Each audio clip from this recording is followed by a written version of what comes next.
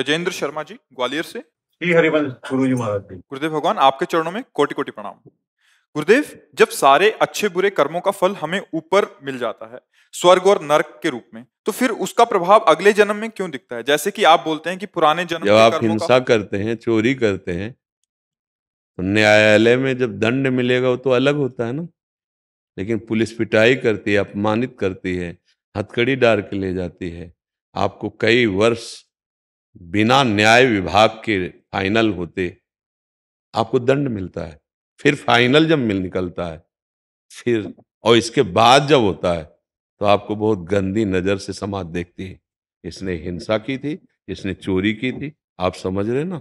ऐसे ही यहाँ एक क्रिया का पूरा जीवन बर्बाद होने वाला दंड मिलता है। तो भगवान ने कृपा करके मानव दे दी है। और आपके पाप बहुत से ऐसे हैं जो प्रकाशित नहीं हुए, उनका ब्याज से दंड मिलता है। फिर जो कुछ बचे हुए पाप होते हैं तो एक अवसर दिया जाता है। पाप और पुण्य दोनों से मिश्रित मानव देह है। केवल पाप दे यातना दे है, पुण्य दे देव दे है। एक बार फिर चांस दिया भगवान ने, थोड़ा दुख थोड़ा सुख, अब तुम निकल जाओ इससे। भगवान का भजन करो, दूसरों की सेवा करो, सतमार्ग के पथिक बनो, तो शुभ अशुभ दुर्ग विध्वंस बल तब जयति जयति जग उच्चर। शुभ और अशुभ दोनों का नाश कर दिया और भगवान की प्राप्ति कर ली। समझ पा रहे हैं आप? हाँ, दंड तो फाइनल में बाद में मिलता है। पिटाई, अपमान, परिवार, रिश्तेदार, नातेदार, सबको जो क्लेश होता है ये ब्याज में होता है। आजीवन जो कारागार या फांसी जो दंड मिलेगा वो तो न्यायाधीश बाद में देगा। न्याय होते होते बहुत समय नष्ट हो जाता है, उसको कष्ट भोगते हुए हो जाता है ना। ऐसे ही जीव को नरक आदि यंत्रणा भोगने के बाद कुछ बचे, जैसे अब उसको कहा गया कि आपको 20 साल की सजा और 1 लाख रुपया का जुर्माना। सजा ही काफी थी, 20 साल जेल में बंद होगा, अब वहीं कमा और प्रति महीने कटेगा तेरा 1 लाख का जुर्माना है। तो ऐसा तुम समझो जुर्माने का पाप जो है वो मानव देह में दे करके हमें भेज दिया गया। थोड़ा पाप थोड़ा पुण्य दोनों से मिश्रित ये मानव देह बहुत थोड़ा है। छोटे छोटे पाप के दंड यहाँ मिल रहे हैं, बहुत बड़े पाप का दंड तो नरक में मिलता है। ये जो थोड़ा दुख आया, आप उन्नतिशील कर्म कर रहे हैं लेकिन आपकी उन्नति नहीं हो रही, वो पाप आपको परास्त कर रहा है। अगर हम प्रभु का नाम जप करें, दूसरों की सेवा करें और अपने कर्तव्य में स्थित रहें, सुख दुखे समय कृत्वा लाभा लाभो जया जय हो। अब चाहे सुख मिले या दुख, लाभ हो या हानि, जय हो या पराजय, मैं अपने धर्म से डिगने वाला नहीं, जीत गया संसार को, वो प्रभु को प्राप्त कर ले गया। समझ पा रहे हैं आप? अच्छा, दंड क्या है कि हमारे सामने नहीं मिलता, नहीं तो सुधार बहुत जल्दी हो जाए। अब सिस्टम है ऐसा भगवान का। अब जैसे चौड़े पे चौराहे पे मारकोण उसकी खाल उतारी जाए, जो छोटी छोटी बच्चियों से व्यभिचार कर रहे हैं, पापाचरण करते हैं, तो अभी सुधार शुरू हो जाए। बिना किसी सिफारिश के टांग दो ऊपर, चौराहे पे टांग दो, साफ देखें कि ये व्यभिचारी की ये दुर्दशा होती, हिंसक की ये दुर्दशा होती, चोरी करने वाली की ये दुर्दशा होती। अब पिटाई होती है, अपमान होता है, पर वो बहुत चार दीवारियों के अंदर होता है, तो समाज को उसको दिखाई नहीं देता। उसको लगता है क्या फल मिला होगा, अरे दुर्गति हो जाती है। तो अब नरक की चार दीवारी पूरे विश्व का जेल है।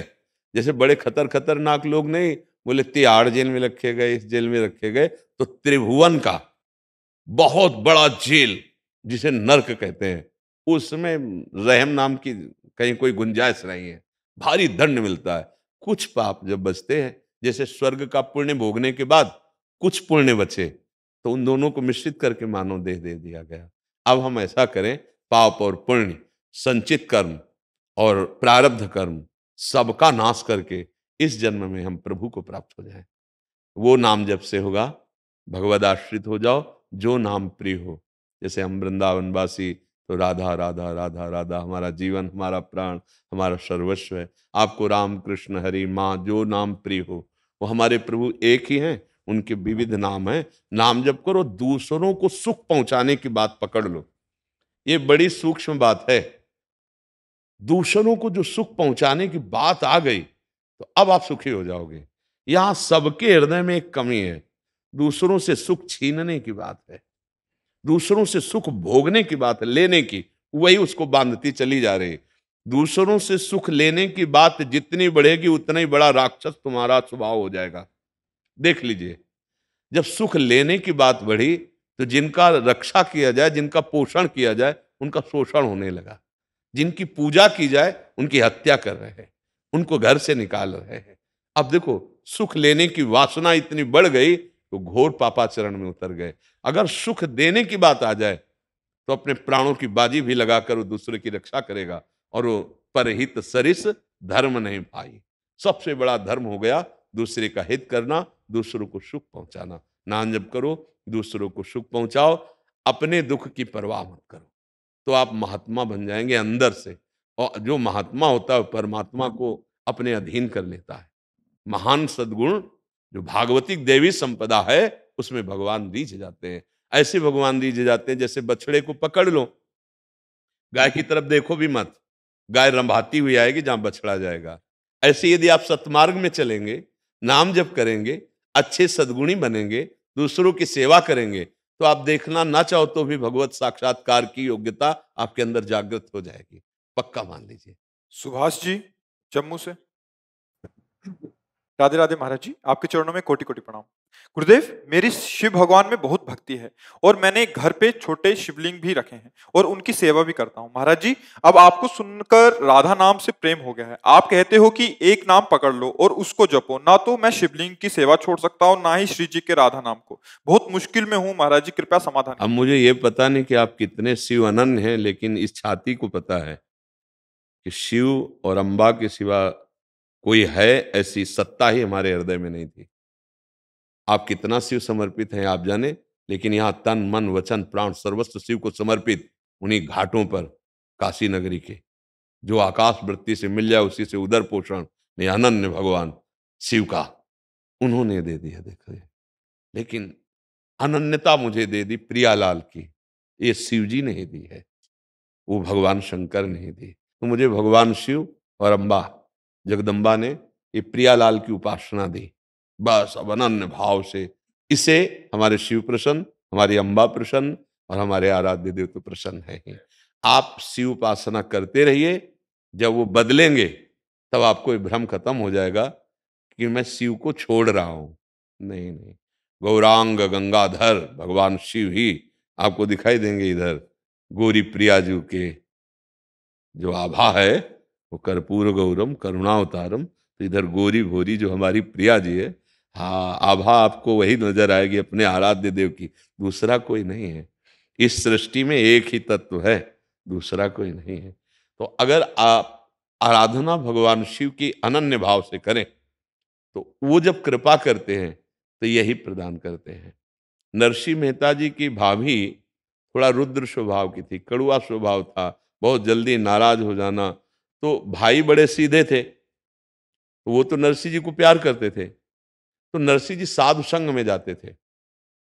बच्चापन से स्वभाव था उनका, जहां सत्संग होता साधु संग होता वहां जाते, और जब लौट के आते तो गालियां पड़ती। भाभी बहुत कड़ुआ स्वभाव, वो बहुत क्रोध करती। एक दिन बड़े भाई की अनुपस्थिति में उन्होंने बहुत झिड़का और कहा, तुम्हें उन संतों की कसम है अगर हमारे घर में कदम रखो। तब नरसिंह जी वहीं रुक गए। अभी तक गाली दिया, मारा भी, अपमानित किया, मुझे दुख नहीं हुआ क्योंकि आप माँ के समान हैं, पर आपने आज मेरे संतों की कसम रख दी, अब मैं इस डेयरी में प्रवेश नहीं करूंगा। चल दिए। मन में था कि अब कहाँ जाऊं, तो एक जंगल में भगवान शंकर का मंदिर था, वहीं पढ़ रहे हैं, वहीं मंदिर में जाके। अब जंगल में था तो कोई भोजन के लिए पूछा नहीं, 2 दिन 3 दिन 4 दिन ऐसे। अम्बा जी को बड़ी व्याकुलता हुई, उनका प्रभु आप देख रहे हो आपके मंदिर में भूखा, और मैं अन्नपूर्णा हूं, मैं ये सह नहीं सकती, आपको चलना होगा।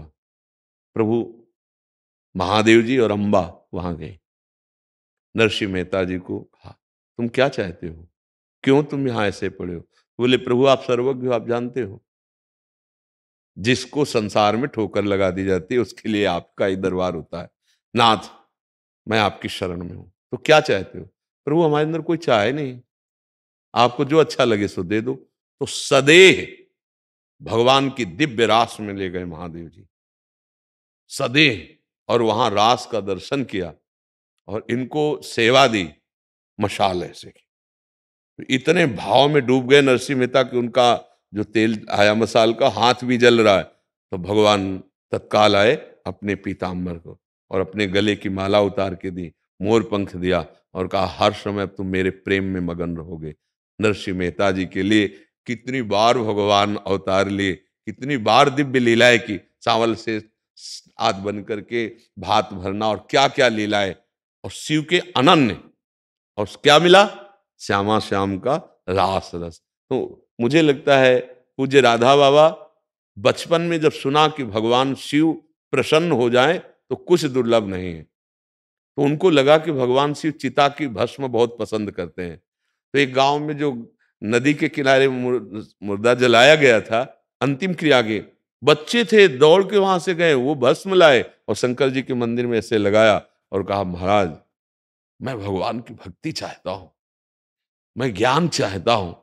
इतने बड़े महात्मा हुए और अंतिम समय उनकी जिह्वा से राधा राधा राधा राधा, इसलिए उनको राधा बाबा ही कहते थे। चक्रधर स्वामी नाम था उनका। राधा राधा राधा राधा, ये भगवान शिव की कृपा से। यदि आपको राधा नाम प्रिय लग रहा है तो महादेव जी कृपा कर रहे हैं। उसमें ये नहीं सोचना है कि मैं महादेव जी को छोड़ रहा हूं। नहीं नहीं, महादेव जी ही इस रूप में अब मुझे पकड़ रहे हैं, क्योंकि उनके सिवा कोई है नहीं। भगवान एक हैं, उनके रूप अनंत हैं, उनकी लीलाएं अनंत है, उनके गुण अनंत हैं। तो हम एक मान करके चलेंगे तो सवाल हल हो जाएगा। अनेक मानने से फिर भ्रम पैदा हो जाएगा। जैसा भ्रम कि हम शिव को छोड़ दिया, छोड़ ही नहीं सकते। शिव को वो छोड़ने वाली वस्तु है। वो तुम्हारी श्वास में समाये, तुम्हारे हृदय में समाये हुए।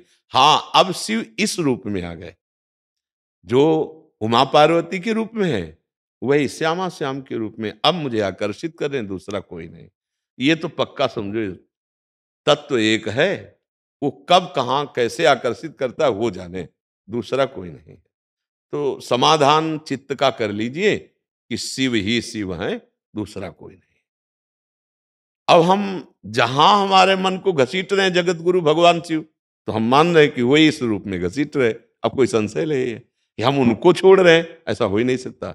वही हमको इस रूप में मिल रहे हैं। अपने प्रीतम को पहचानना है, भगवान ही है, दूसरा कोई है नहीं। समझ पा रहे हैं आप जी? और अन्यत्र अयोध्या आप चला जाते हैं तो वहां रहने की इच्छा हो जाती है, तो ये ब्रज का जो प्रेम है वो तो छूट जाता है। तो ऐसे में हम क्या करें कि हमारी नदा यहाँ बनी रहे और वहाँ हरिद्वार। हाँ देखो, कहीं जाना उद्देश्य क्या है? भगवत चर्चा करना, भगवत दर्शन करना, भगवत भाव। लेकिन हम अपने घर को भूल जाए, ऐसा तो ठीक नहीं है। आप आया यहाँ, आप दर्शन करेंगे, लेकिन आपके हृदय में अगर पूछा जाए तो आपको वही बात रहेगी कि मैं तो माँ का हूँ, उनकी सेवा कहो, यहाँ आया हूँ दर्शन करने। ऐसी ब्रज के भाव में आपको ये रखना चाहिए कि घर तो हमारा ब्रज है। अब हम 10 साल अयोध्या में रह सकते हैं, लेकिन ठसक थोड़ी भूल सकते हैं कि हम तो ब्रज के हैं। मान लो भारत का कोई 20 वर्ष 50 वर्ष के लिए अमेरिका इंग्लैंड कहीं भी जाए, तो जब चर्चा होगी तो ये कहेगा मैं पूर्व का भारतीय हूँ, मैं भारतीय हूँ, इतने समय से यहाँ रह रहा हूँ। तो आपको ठसक रखनी है कि मैं ब्रजवासी हूँ। हाँ, सेवा के लिए, भगवत कथा वार्ता करने के लिए, लोगों के हृदय में नाम रूप लीला धाम का महा प्रभाव जागृत करने के लिए बड़े बड़े संत भगवान गए हैं। अरे यहाँ विदेशों में गए हैं, आज भी जिनको भगवान नाम में बिल्कुल कोई रुचि नहीं, कोई परिचय नहीं, वो भी माला लेकर नाम, ये भारत के ऋषियों का ही था ना। तो हम ठसक रखें अपने आराध्य देव की और अपने धाम की, ब्रज धाम की। कहीं भी जाएं, हमारे ही प्रभु राम रूप से वहां अवतरित हुए, जो श्याम रूप से मथुरा में, वही अयोध्या में। जो राम रूप से चित्रकूट आदि में लीलाएं की, वही पूरे ब्रज 84 कोस में लीलाएं कर रहे हैं, वही मथुरा में कर रहे हैं, वही द्वारिकाधीश, वही तो है, दूसरा कोई। हम अपने को थोड़ा सुलझा लें तो हमें कोई समस्या नहीं रहेगी। नितिन अरोड़ा जी संगरूर से। आदरणीय गुरुदेव, चरण वंदन, राधे राधे। महाराज जी, जब हम परमात्मा के ध्यान में बैठते हैं तो मन को नियंत्रण करने का क्या उपाय है? पहले तो हमारा मन जो बहुत चंचल है, उसको हरि नाम के द्वारा, हरि भजन के द्वारा पावन करें। अपवित्र मन चंचल होता है और पवित्र मन एकाग्र होता है। हर साधना में, चाहे लौकिक हो चाहे पारलौकिक, एकाग्रता की आवश्यकता है। जैसे आप पढ़ाई, आप किसानी, ऑफिस, व्यापार, एकाग्रता नहीं है तो आप सफल नहीं हो पाएंगे। और मन का स्वभाव चंचल है, चंचला ही मनः कृष्ण। भगवान से कह रहे हैं अर्जुन, बहुत चंचल है ये देखो शाखा प्रशाखा से भागता नजर आएगा, अगर गौर से इसे देखो तो कभी एक क्षण भी टिकना नहीं चाहता। अब इसी बात की साधना है कि हम इसको अधिक से अधिक रोकें। देखो इसको पकड़ा गया, जैसे आप 10 मिनट नाम जब शुरू करें, महीना 2 महीना, और इसके बाद उस 10 मिनट में कोई भी आ जाए और आपको विक्षेप देना चाहे तो आपके मन में जलन पैदा हो जाएगी। 10 मिनट तो मैं नाम जप करता हूं, इसी समय तेरे को बात करनी है, इसी समय सब काम, इस समय हम नहीं बात करेंगे। मतलब मन 10 मिनट राजी हो गया ना। अब उस 10 मिनट से उसको धीरे धीरे अगर हम बना बढ़ाएं, उसको अपने मित्र बनाएं, तो हमें लगता है हम जहां चाहे उसको लगा सकते हैं। जैसे इसको प्रिय लगा भोग, तो कभी हमने ध्यान नहीं किया, कभी साधना नहीं की, कभी प्रयास नहीं किया, और स्वाभाविक ये चिंतन करता है, स्वाभाविक ही उसमें रस लेने लगता है।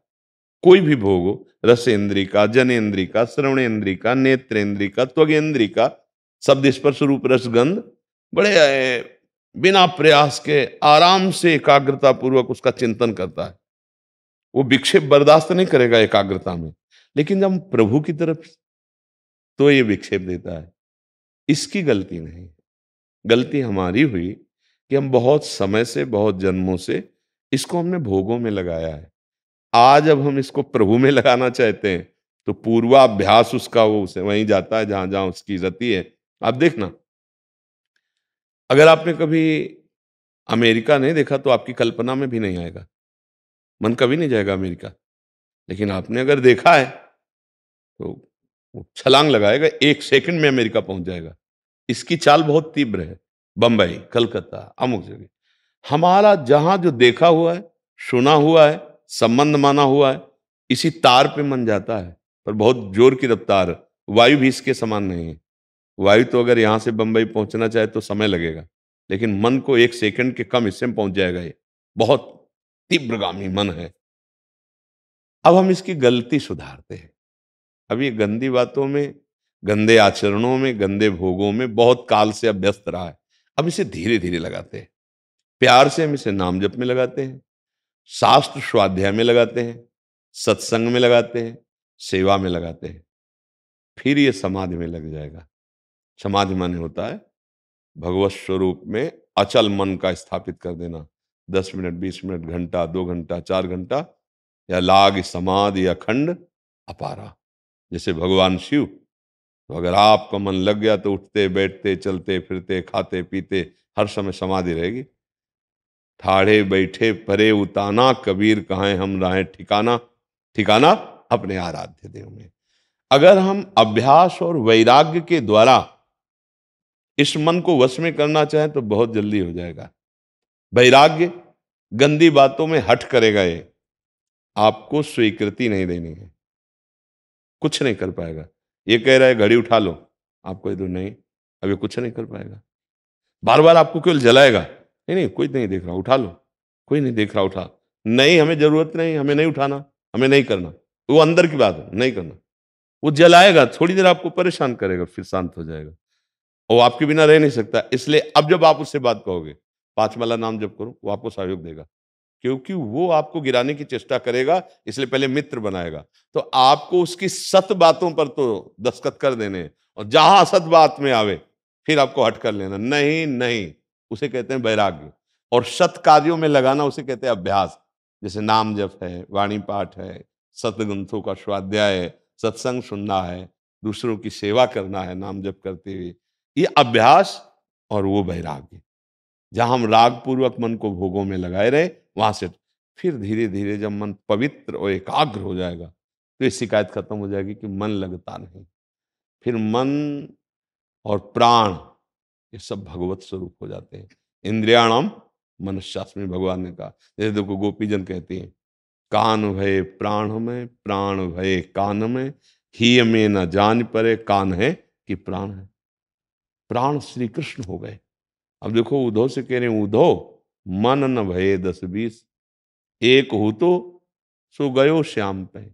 अब को आराध है इस, ये तुम्हारा ज्ञान कौन सुने। विवेक मन था वो तो मंचोर श्री कृष्ण के पास गया ना, अब वापस ही नहीं आया। एक बार मन प्रभु में गया, अब वापस। देखो अम्बरीश जी का सवई मना कृष्ण पदार बिंदयो, गया ना श्री कृष्ण चरणों में। तो हम निराश न हो, हताश न हो, मन के द्वारा दी हुई गलत सलाह को पास न करें। आपके पास दिए बिना वो कुछ नहीं कर सकता, इतनी बात समझ लो। पर अपने इतने भूल गए कि वो मन जो हमारे सामने पेश करता है तुरंत दस्तखत कर देते हैं, क्योंकि हम सोचते हैं अगर हमने ना कहा तो ये जलन पैदा करेगा, और वो जलन हम सह नहीं पाएंगे। आज हमारा मन कहता है ये देखूं, ये भोगूं, ये सुनूं, ये करूं, ये खाऊं, ये पीऊं, और उसमें निर्णय करो कि गलत कह रहा है कि सही कह रहा है। अगर सही कह रहा है तो सपोर्ट करो, अगर गलत कह रहा है तो फिर धिक्कार दो। नहीं, अब नहीं हो सकता, क्योंकि हमने शास्त्र स्वाध्याय किया है, हमने सत्संग सुना है, अब तेरी गलत बात पर हम दस्तखत नहीं करेंगे। अब वो एकाग्र होने पहले थोड़ा जलाएगा, तो यम ही न व्यथ्यन्ते ते पुरुषम पुरुषर्षभ सम दुखा सुखाधीनम सोमृतत्वाय कल्पते। जो मन के द्वारा दी हुई व्यथा और जलन से व्यथित नहीं होता, सह जाता है, वो धैर्यवान पुरुष परम पद का, अमृत पद का अधिकारी होता है। आप समझ पा रहे? इसलिए हमें विचलित नहीं होना, हमें 5 प्रकार से इस मन को वश में करना है। पहला है सुमिरन, नाम जप, मंत्र जप। दूसरा है स्वाध्याय, शास्त्रों का, गुरुजनों की वाणियों का, जैसे पूज्य राधा बाबा, भाई जी हनुमान प्रसाद पोद्दार जी, स्वामी राम सुखदास जी, पूज्य श्री जयदयाल गोविंदका जी, इन महापुरुषों की वाणियां बिल्कुल सिद्ध वाणी है, उन्होंने अपने अनुभव से लिखा है। और शास्त्रों का भागवत है, रामायण है और पुराण है। शास्त्र स्वाध्याय, स्वाध्याय, सुमिरन, स्वाध्याय, और फिर किसी महापुरुष का सत्संग, जो कान से केवल सुन रहे, पढ़ नहीं रहे, आंख बंद किए बैठे, चल रहा है, हम एकाग्रता पूर्वक सत्संग, सुमिरन, स्वाध्याय, सत्संग, फिर सेवा। किसानी, व्यापारी या ऑफिस वाला, नौकरी, जो भी, ये भगवत सेवा है, करना पड़ेगा क्योंकि समाज में चलना है। तो हम नाम जप करते हुए वो सेवा, और फिर कुछ समय एकांते सुखमाश्रितम अथा तो ब्रह्म जिज्ञासा, कुछ समय ऐसा निकाले, आधा घंटा, 1 घंटा, जिसमें हम अपना कमरा बंद कर लिया, कोई हमें डिस्टर्ब नहीं करेगा। 20 मिनट, 30 मिनट, जो समय निकले, और उस समय समाधि, जो हम अभ्यास कर रहे हैं, शांत भाव से अभ्यास, एकाग्रता यहां से शुरू की जाती है, नासाग्र दृष्टि की जाती है। अगर आपका ब्रह्मचर्य ठीक नहीं तो आप ये नहीं कर पाएंगे, सर फटने लगेगा, ऐसे पलक नहीं झपकना है, हमें यहां देखना है। थोड़ी देर में एकदम शांत वृत्ति हो, इसमें श्वास प्रश्वास अपने आप काबू में हो रहे। अब यही हम नाम देख रहे हैं, आंखों के सामने बार बार नाम लिख रहे हैं, थोड़ी देर में मन थकित होने लगेगा और वो शांत होने लगेगा। अगर 1 मिनट भी शांत कर पाए तो मानो दुश्मन के ऊपर चढ़ गए आप। अगली बार 2 मिनट, अगली बार 3 मिनट, धीरे धीरे धीरे धीरे, फिर क्या होगा? आप फावड़ा चला रहे हो, नाम जब चल रहा है।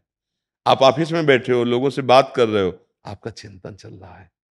बहुत बहुत सुंदर। मतलब गृहस्थी में रह करके परमात्मा प्राप्ति थोड़ा कठिन है, क्योंकि विविध कार्य है, विविध व्यवहार है, पर की जा सकती है, ऐसा नहीं कि नहीं की जा सकती। इसलिए मन को आप एकाग्रता पूर्वक लगाइए। सफलता इसलिए मिलेगी कि हम भगवान के अंश हैं, हमारे ऊपर भगवान की बड़ी कृपा है जी। और इसीलिए हमारे भी यही प्रश्न था जो भैया ने पूछा, तो यही दुविधा थी कि जैसे कई मुकदमे ऐसे हैं हत्या के और दहेज हत्या के और रेप के, तो यही महाराज जी हमारा प्रश्न, हमें पहले से नहीं पता था, तो क्या उसके पाप के भागीदार हम लोग भी बन जाए? हाँ, आपके ही तो साक्ष्य से उसको सजा मिलेगी और आपके ही साक्ष्य से उसको मुक्ति मिलेगी।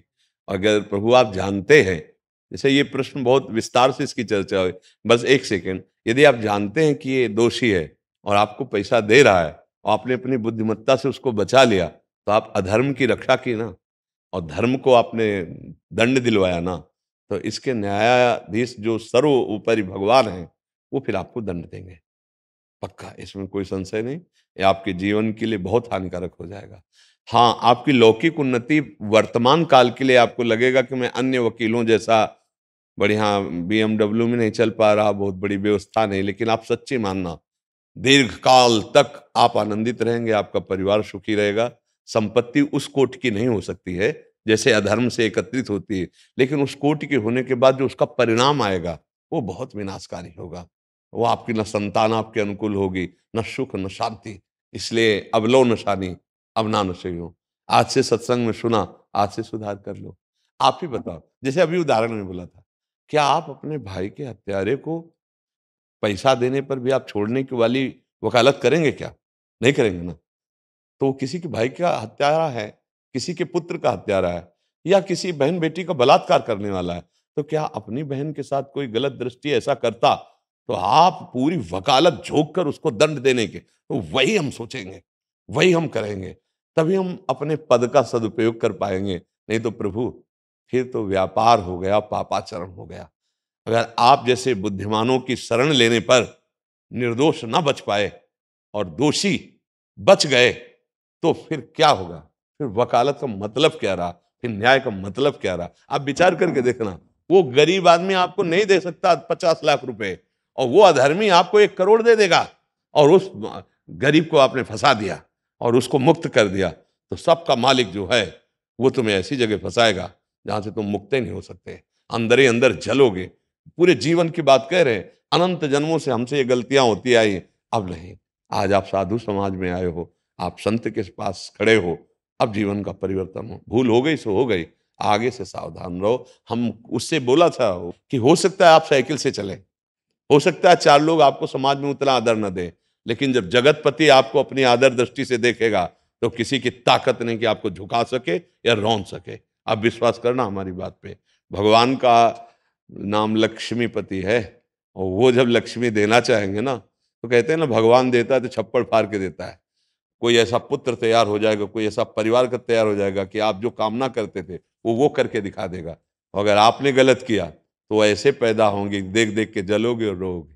हमारी बात समझ? रेखा यादव जी, गाजीपुर से। राधे राधे। महाराज जी, हम कुछ कार्य में डिसाइड नहीं कर पाते।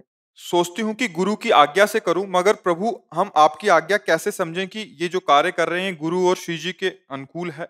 बस इस बात की उलझन रहती है कि देखो, अंदर से जो इतना तो हमें लगता है भगवान सबके हृदय में बैठ के बताते हैं कि ये पाप है।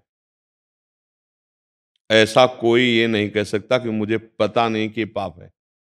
आप सच्ची ईमानदारी से झूठ बोल जाओ, वो बात आपकी अलग है। नहीं, मेरे भगवान सबके हृदय में बैठ के बता देते हैं कि ये पाप है, ये गलत है, बस वही नहीं करना। जो पापाचरण है, जो अधर्माचरण, बस वही नहीं करना और अपने कर्तव्य का पालन करो। भगवान ने गीता जी में, भागवत जी में, समस्त शास्त्रों में कर्तव्य कर्म के लिए, आप किसी की बेटी हैं, आप किसी की पत्नी हैं, आप किसी की माँ हैं, आप किसी की बहन हैं, ये जो कर्तव्य है, आप किसी की बहू हैं, अपने कर्तव्य का पालन करो।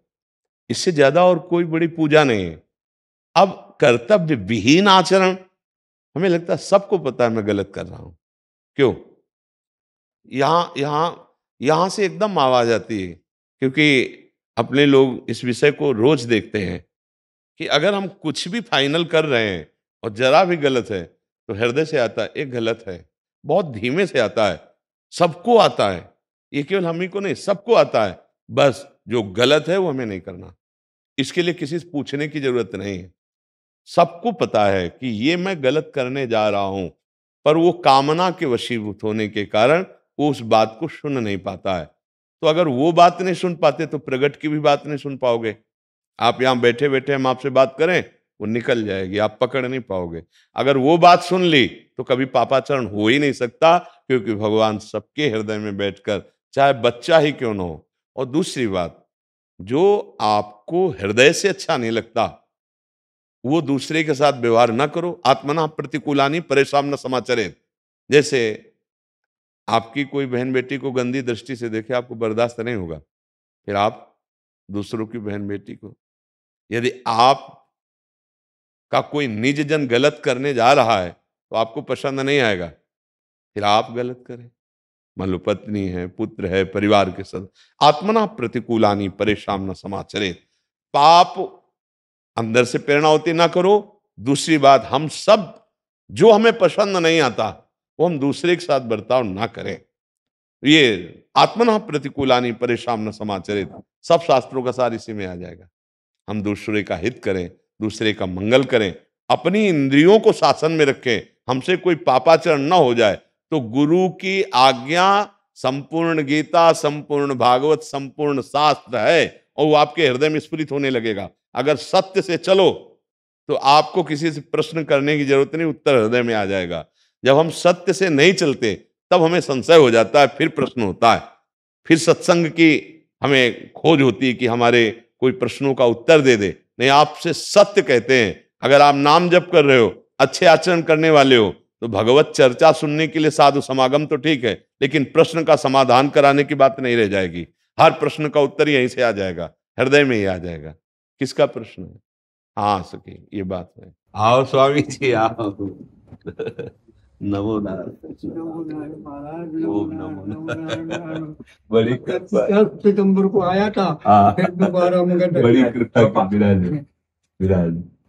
एक श्री जी की प्रसादी लोई लाख महाराज जी को। आज इसकी तो कुमार आपके तो वैसे ही निहाल हो जाते हैं दर्शन। ठीक से उड़ाओ, ठीक से। अरे आज्ञा करो, क्या सेवा करे। आज्ञा का अर्थ है जी कि मैं आनंद हो गया, निहाल हो गया। और जो मैंने आपसे 10 तारीख को प्रार्थना की थी और मैं 14 साल से जिस कार्य के लिए प्रयासरत था, 12 बार मैंने अनशन किया, वो कार्य नहीं कर सका था।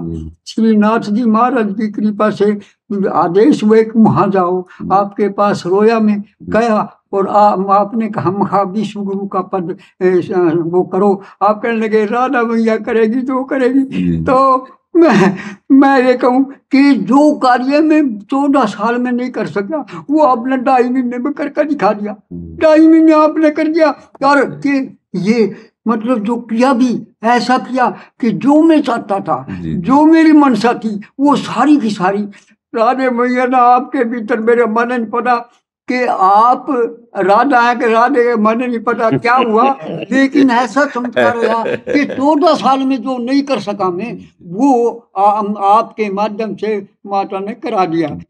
महाराज जी, आपके अंदर जो परहित की भावना है ना, ये बहुत जोर की है। तो ये परहित की भावना में बड़ा धर्म छुपा हुआ है। तो जब आप जो कुछ भी करेंगे उसमें समाज आपका सहयोग करेगी। आप इसकी चिंता न करें, चाहे हम हो या आप हो। भगवान की ऐसी प्रेरणा नहीं कि बिना इनके समर्थन के, बिना इनके आशीर्वाद के तो कुछ नहीं कर सकता। जैसे चाहो, हम आपके दास हैं, आप जैसा चाहे। तो मैंने मतलब वहाँ को तू करना है और आपके आशीर्वाद से कामयाब होगा। मुझे पसंद है। नारायण नारायण नारायण। मेरी बात सुनो। फूल लेकर जब वो आए तो फूल कर मैंने कहा, ऐ जाने मन तुम क्यों फूल है, तुम तो खुद ही फूल हो। हे नाथ हे नाथ। तो आप लोग खुद ही हो, खुद ही हो। पिता के सवाल, इनकी सेवा करना आप लोग। खुदा पे सौंप दी किश्ती, खुदा को बेखुदा समझा, खुदा ने सौंप दी मुझ पर, मुझको न जाने खुदा ने क्या समझा। बिल्कुल बिल्कुल। तो अब मैं आपको जो समझ रखा, ये मैं नहीं बोल रहा हूँ, ये उन्हीं की प्रेरणा है। नारायण नारायण। राधा रानी की जय, विश्वान दुलारी की जय, विश्वानु के जमाई की जय, जय श्री राधे।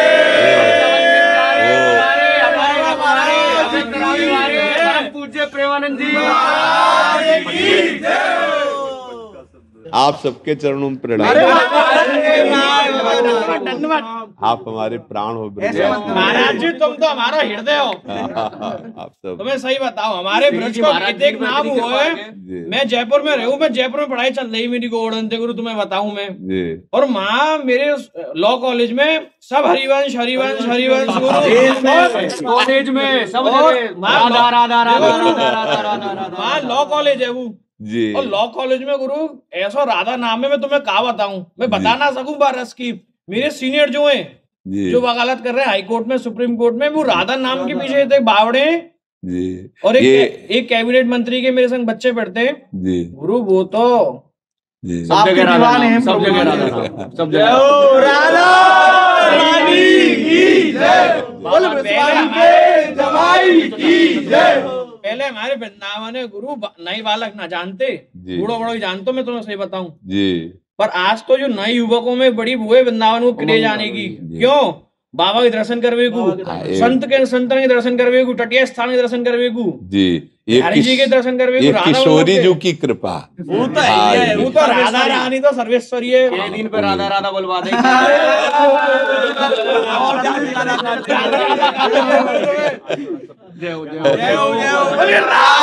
महाराज की जय। चलो राधा श्री राधा राधा राधा श्री राधा राधा राधा राधा राधा। जी जी।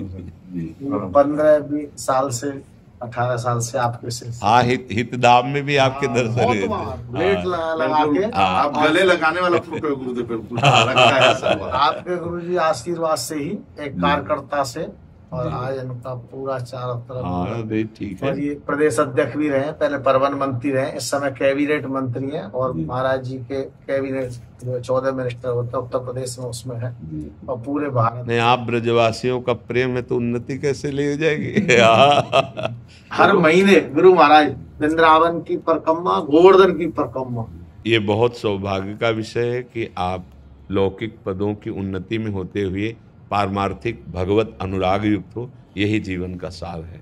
हाँ, अगर प्रभु से विमुख जीवन हो तो वो जीवन किस काम का। अगर प्रभु के सन्मुख जीवन है तो देखो, ई परलोक सकल सुख पावत, मेरी सो भैया कृष्ण गुण संचु। देखो, ये आचार्यों की वाणी साक्षात्कार कि इस श्लोक में भी सम्माननीय, और जब प्रभु का आराधन हो रहा है तो भगवान के सामने भी प्यार और दुलार उनका मिल रहा है। राधा राधा राधा राधा राधा राधा राधा राधा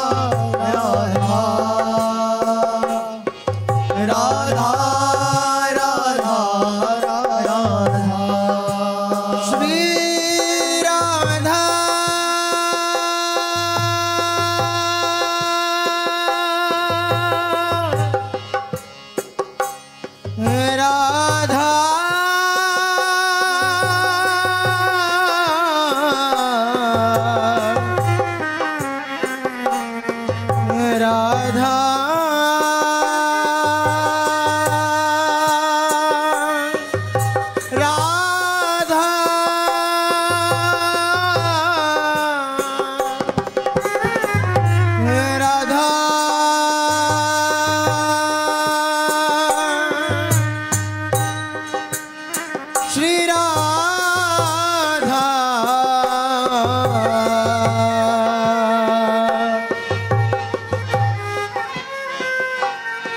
राधा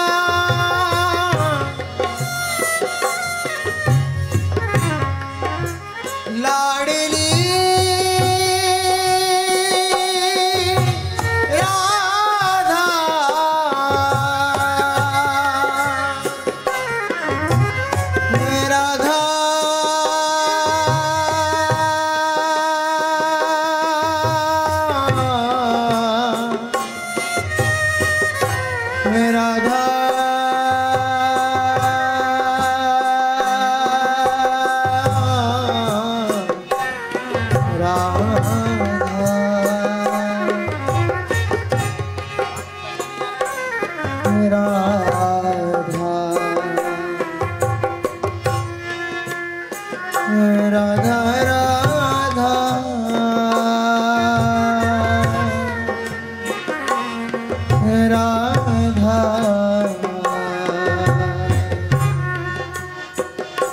राधा राधा